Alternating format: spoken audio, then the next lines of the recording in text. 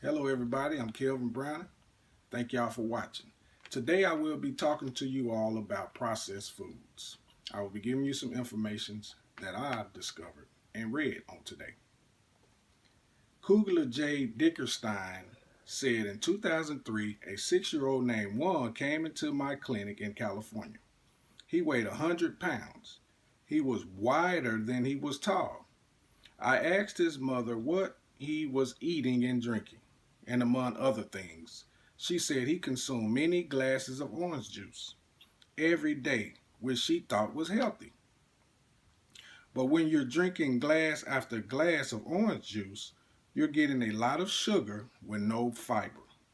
To help limit its assumption, having to explain to one's mom that eating fruit like oranges is good, but drinking sugary drinks in large quantities is bad, and made me realize that someone needed to dispense our food methods in a way people will understand. So today we're talking about processed foods. Is it healthy or unhealthy? The goal was processed foods to avoid today. I will be giving y'all the information on. Processed foods are convenient and not all are bad, but pre-chopped veggies and fruits, just to name a few. Processed foods may be convenient, but they also can mean large amounts of hidden sodium, fats, and sugars, which are always mean bad news for all of us. Sodium is just the beginning of processed food. Saturated fat is linked to heart disease and obesity. Johns Hopkins Medicine is an institution that suggests lowering trans fats, which include bad cholesterol, and as part of their dietary recommendation for cancer patients and survivors. Processed foods are not a modern convenience, though. They've been around since the first barrel of salt. Pork sailed across the Atlantic. They provided convenience and gave us access to foods that would otherwise perish in transit. You can evaluate how processed foods is by reading the labels and ingredients list to see the names, numbers, and the type of ingredients. Many ingredients with names that you don't recognize indicates a highly processed food. Virtually every food that has a label is processed. And I didn't even know that, so I gained a lot of information on that today. Virtually every food that comes in a box, a bag, a jar, or a can is processed. And you can find that information on gettingstartedwithhealthyeating.com.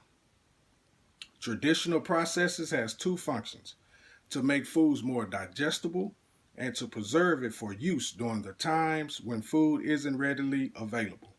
Unfortunately, in modern times, we have substituted local artisanal processing with factory and industrial processing diminishes the quality of the food. The truth is, the link between meat and cancer is not entirely new to scientists, and the evidence for it has been growing for a while. Kugler J. Dickerstein, L. Oakland, and M. Stifferlin, A. Elliott, P. and Newton Small is the reference for that quote. In a sweeping review, released on October the 26th, the WHO officially identified processed meat as a group. Carcinogen, meaning the quality of the evidence firmly links to cancer. For decades, health experts have warned that red and processed meats are linked to cardiovascular disease, obesity, and various forms of cancer. The director of the University of California, San Francisco Weight Assessment for Teen and Child Health Programs believes the massive amounts of sugar and processed food we consume each day are making us not only fatter, but sicker as well. Roughly 80% of all packaged foods in the United States contain added sweeteners. Sugar is everywhere. Processed foods is full of refined sugar, and it has detrimental effects. The fructose and it's good, and it gets into the liver and the fat, which can prevent the liver from processing insulin properly. This may lead to insulin resistance and metabolic syndrome, which puts you at a greater risk for type 2 diabetes, cardiovascular disease, and stroke. Researchers aren't really sure exactly why the brain goes nuts for high energy, dense food when we're stressed, but it does. So the more stressed out you are, the hungrier you get, and the more carb heavy foods you eat, which in turn causes your insulin to go up. What we should be eating is food that come out of the ground or from an animal that ate from out of the ground. Then we'll all be good to go.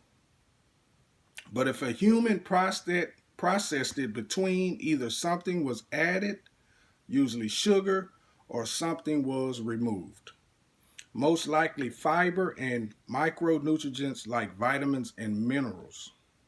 The key for most people is reducing insulin. And to do that, you must put back fiber into your diet and cut back on refined carbohydrates and sugars. I thank you all for watching and listening. Go in peace. Let God bless you. Thank you.